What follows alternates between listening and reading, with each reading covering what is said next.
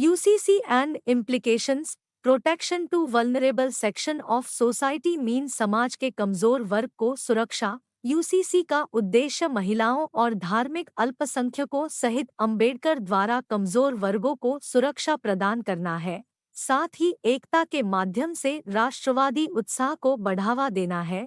Simplification of laws, यह संहिता विवाह समारोहों, विरासत, उत्तराधिकार, गोद लेने से संबंधित जटिल कानूनों को सरल बनाएगी और उन्हें सभी के लिए एक बनाएगी। तब एक ही सिविल लॉ सभी नागरिकों पर लागू होगा, चाहे उनकी आस्था कुछ भी हो। सेक्युलरिज्म मीन्स धर्मनिरपेक्षता के आदर्श का पालन। एक धर्मनिरपेक्ष गणराज्य को धार्मिक प्रथाओं के आधार पर विभेदित नियमों के बजाय सभी नागरिकों के लिए एक समान कानून की आवश्यकता है। जेंडर जस्टिस, भारत में विवाह, तलाक, उत्तराधिकार, गोद लेने और रखरखाव को नियंत्रित करने वाले प्रत्येक धर्म के लिए व्यक्तिगत कानूनों के अलग अलग सेट हैं। इस्लामी कानून कहता है कि आम तौर पर विरासत में पुरुष का हिस्सा मृतक के साथ समान संबंध रखने वाली महिला की तुलना में दोगुना होता है। मीन समानता सुनिश्चित करना। वर्तमान में भारत में विभिन्न समुदाय अलग अलग व्यक्तिगत कानूनों जैसे हिंदू विवाह अधिनियम 1955, Hindu succession act 1956, Hindu adoption act 1956 और Hindu minorities and guardianship act 1956 द्वारा शासित होते हैं। इसी तरह मुस्लिम, पारसी और ईसाई अपने निजी कानूनों द्वारा शासित होते हैं। एक रिलीजन न्यूट्रल पर्सनल लॉ के तहत अंतर्जातीय और अंतर्धार्मिक विवाह के मामले में जोड़ों की सुरक्षा को प्रोत्साहित करेगा। यहाँ तक कि स्पेशल मैरिज एक्ट 1954 जैसे अधिनियम भी किसी भी नागरिक को किसी पैसिफिक रिलीजियस पर्सनल लॉ के दायरे से बाहर नागरिक विवाह करने की अनुमति देते हैं।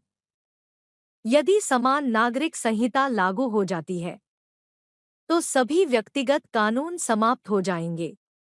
यह मुस्लिम कानून, हिंदू कानून और ईसाई कानून में जेंडर बियासेस को दूर करेगा। यूसीसी की चुनौतियां।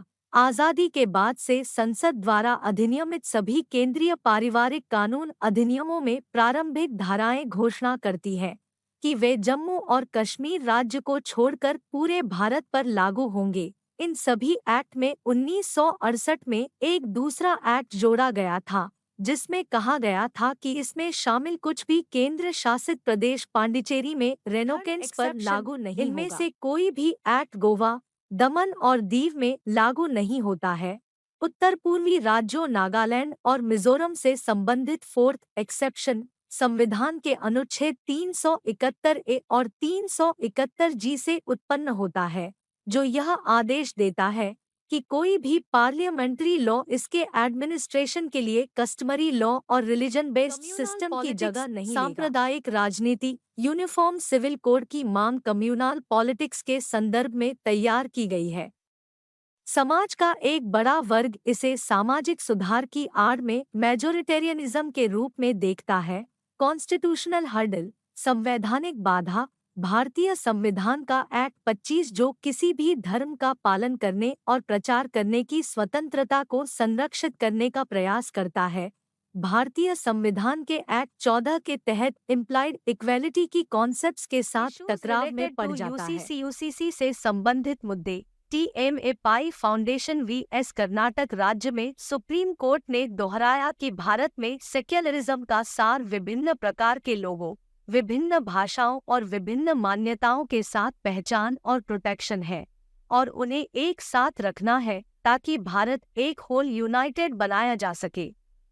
यूसीसी का विचार भारतीय सेक्युलरिज्म की भावना के अनुरूप नहीं हो सकता है, जहां राष्ट्रीय पहचान की छतरी के नीचे कई आइडेंटिफाई इंडिविजुअल कोएग्जिस्टेंस में यूसीसी को लागू करने में यूनानिमिटी प्राप्त करने के अलावा सबसे बड़ी बाधाओं में से एक इसका कॉन्ट्रैक्ट तैयार करना है।